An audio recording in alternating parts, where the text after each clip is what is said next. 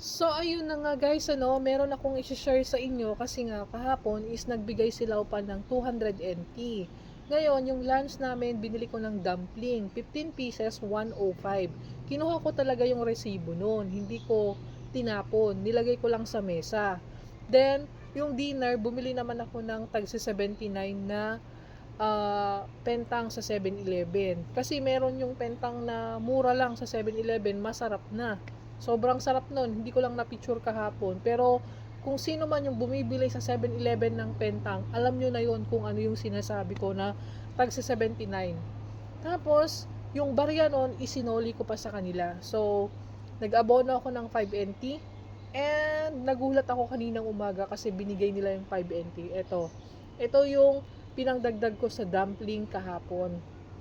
And ayun, nakita ko na ngumiti sila and hindi sila galit, ganyan. And nag-thank you sila sa akin. Yun lang naman yung gusto ko kasi yung ma-appreciate yung trabaho ko. Na never ko na ano yan sa sanchong. Pero dito, habang tumatagal ako, na-appreciate nila yung trabaho ko. Na-appreciate nila kung gaano kabuti akong welaw. Kasi sa totoo lang, marunong akong makontento sa lahat ng bagay. Hindi ako marunong magreklamo. Kaya yun yung nagustuhan nila sa akin na isa. Pati sa nanggang hindi ako nagrereklamo. Kung ano yung binigay sa akin, yun na yun, masaya na ako. Kasi ang mahalaga doon yung trust at saka yung relationship nyo with the boss. Yun ang gusto ko. Ayoko yung magkukan ako yung ayoko yung magdedemand. Parang hindi kasi maganda para sa akin.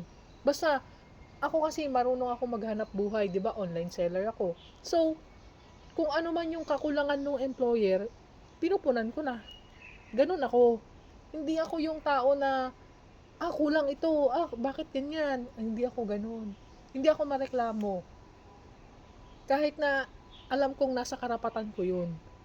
Pero, kasi ako, yung, ewan ko ba, marunong talaga akong makontento.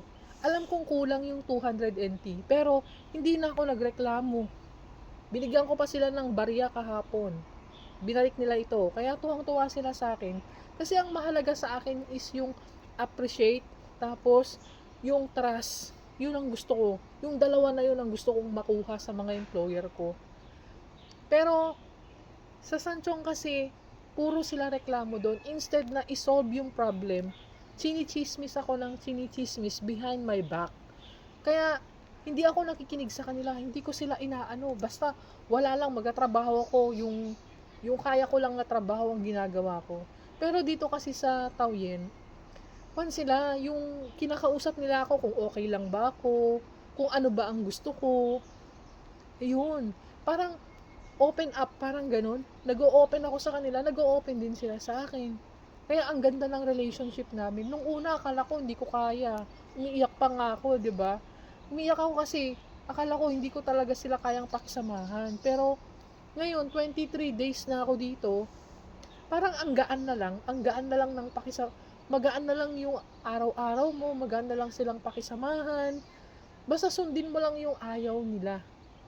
Yung ayaw nila na may basa sa floor, ayaw nila na may nakikitang dugyot doon sa floor. Kaya ako naman, todo linis. Madali lang naman na trabaho yun. Hindi naman mabigat, di ba? So, ang sinasabi nila sa akin, how chuming, ayun, chimpu, chimpu is better daw yun, sabi ganun, better and better and better. Tapos, ano pa, henhaw, how lihay. O yun, alam mo yung mga ganun? Napakasarap sa pakiramdam. Doon sa Sanchong, wala kang maririnig na ganun. Puro, nasabihan ka pa ng kongkong, ganun, walang alam. Yun yung mga natatanggap ko doon. Kasi ang kalaban ko doon, manugang eh. Yung anak ni Lola, hindi naman ganun. Mabait yung anak ni Lola. Tsaka yung mga apo niya, mababait din yung mga anak ng employer ko. Ang isa lang talaga yung kalaban doon, yung manugang. Pero dito, ay, nako, sobrang bait, wala akong masabi na. Kasi, nakuha ko na yung ugali nila ba. Kasi pinag-aralan ko ng pinag-aralan eh. Ay, doon sa Haishan, pag napunta kami doon, Duplex yung bahay doon, meron kaming sariling bahay ni Lola. Ay, napakaganda din tumira doon. Ang mahirap lang talaga yung tiniran ko ng 1 taon. Buti na lang, 8 months hindi kami magkikita noon. And bago matapos yung contract ko, doon ako mag-i-stay sa Sanchong kasi kung magsasign ulit ako ng kontrata for mid-level, doon ako manggagaling sa Sanchong. Hi! Thank you, Lord. Dinilig yung dasal ko na sana magkaroon kami ng good relationship ng aking mga employer.